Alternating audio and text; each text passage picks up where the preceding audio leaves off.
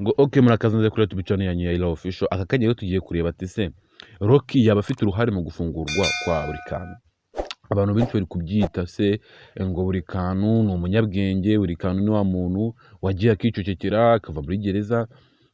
Nyine ni amagambo menshi yavuze cyane, gusa ibi ngibi bifite aho bihuriye n'inama za Rocky n'ibyo reka ajya tubwira kandi twe tukabyita imikino. Katangire gutya rero mbanza mwumve iyo video ya Rocky urahita umenya uruhare Rocky afite mu gufungurwa kwande kwa buri kantu. Ubundi ugifata ijambo ngo ugiye kwisobanura ku kintu uba umaze gutsindwa. Ushobora kwibwira ngo ugiye gushyira umucyo ku bintu, ngo ugiye kuba umunyakuri, ngo nukubaha abantu kuba ugiye kwisobanura, cyangwa ukibwira ngo abantu nibamenye icyo nari ngamije, nibamenye uwo ndiwe wanyawe baratangira kunyubaha bamfate neza noneho banyorohere. Kwibwira uti ninsobanura ibintu byose nkabishyiraho umucyo baraza kunyizera, abantu bari bamaze kunshiraho barangarukira, igikundira abantu barankunda, ningenda nkisobanura nkagaragaza uruhande rwanjye. Ni kuba wibwira. Gusa abagabo b'abanyembaraga babaye kuri isi barakubwira ngo iyo ugihaguruka ngo ugiye kwisobanura ku bintu tayari imbaraga zawe wari ufite umaze kuzitanga.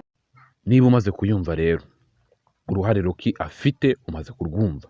Ubundi buri kantu ikintu cyatumye ava muri gereza kandi akavamo neza cyane, ntagire n'abantu akababaza abanzi biwe benshi cyane. Abantu bose bavuye bavuga utugambo yarababaje cyane. Yababaje gute rero?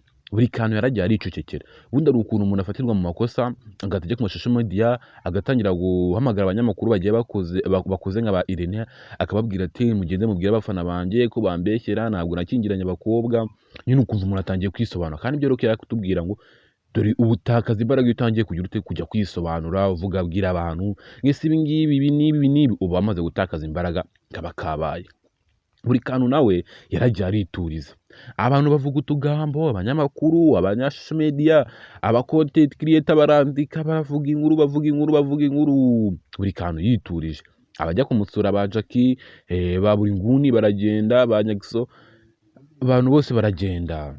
Noneho buri kantu gusa we yashatse icyatuma gusa amakuru amenyekana ko yasohotse kuki yasohotse muri nuza muri ngereza. Nyine abantu baranabyivugiye nta nubwo ari ngombwa ngo nababivuge. Abantu baravuga ati buri kantu yasohotse mwaribonye. Nyine nujya no kureba content zakoze ko buri kantu yafunguwe ni content nkeya cyane, ariko ujye kureba kuri content zakozwe ko buri kantu yafunze ni content nyinshi. Buri kantu nawe rero ntabwo yese ajya imbere ngo yisobanure. Noneho uzacungo biko Jay Squeeze niwe yaragiye aramuvuga. Buri kantu aratuza uko yaraye mu maboko ya polisi. Nyine yari yamuratuza bakiri kuburana. Gusa nyine ubu ngubu kwera kutisobanura buri kantu byamuhaye imbaraga bituma ubu ngubu yafunguwe ari hanze. Ibi bintu rero reka mbanze mbakiremo iyo video y'ukuntu buri kantu yakiriwe n'aba Jackie ba buri nguni ndetse n'abandi bantu bagiye batandukanye. Reka twakire umuvandimwe buri kantu.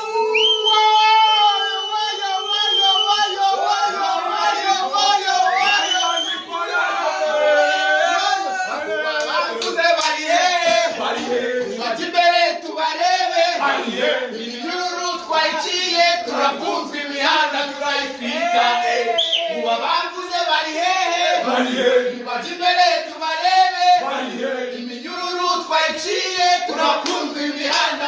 Aha ngaha buri kantu bagarutse kuri ya ndirimbo yabo bakoranye na Jackie. Wagira ngo neza buri kantu uyu yari umupangu wiwe wo kuzafungwa, bakamuvuga ngabo bamvuze bari he. Nyine buri kantu wagira ngo bino bintu yarabiteguye koko we na Jackie.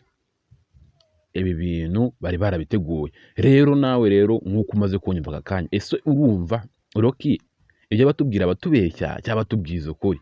Ngiye icyo maze kubona ngewe Rocky ntago batubeshya pe, kuko ubu bwenge buri kantu yarabukoresheje kandi mbonye avuye muri gereza. Buriya rero tugende nawe niba icyo kiganiro cyo kutaracyumvishe neza, genda kuri YouTube channel ya Rocky Entertainment ucyumve neza. Numara kucyumva uze naha ngaha wongere uze naha ngaha ukomeze unkurikirane cyane, ukande subscribe gino kwa Rocky Entertainment ukande subscribe. Ndabakunda cyane rero, no muhungu wanyu radukunda Jiva. Ciao ciao.